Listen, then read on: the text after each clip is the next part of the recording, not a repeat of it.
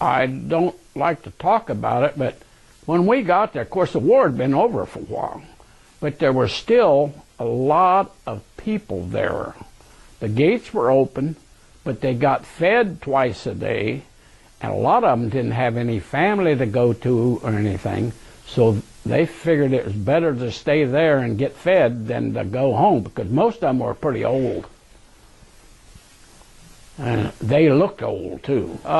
You see a lot of those small towns out there still in rubble, and a lot of big craters and stuff. And we were out in a field one day, and this field had been cleared, had been used for ages by the troops. And we were down beside this little river, and we rode down there, and all of a sudden, boom, boom, and this thing tipped, almost went over, but it didn't. And we all jumped out, looked around.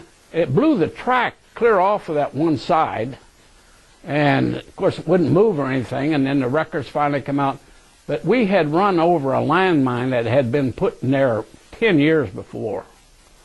Why it hadn't gone off before, I don't know, but hey, I guess we were the first ones to run over it. So when we would go out in the field, they'd line you up in a row, you take your bayonets and you get on your hands and knees and you'd start digging along.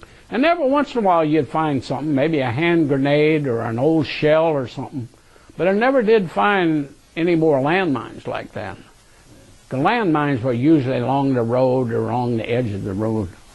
In the field it was usually blown shells and stuff like that. We found a skeleton out there one time, though.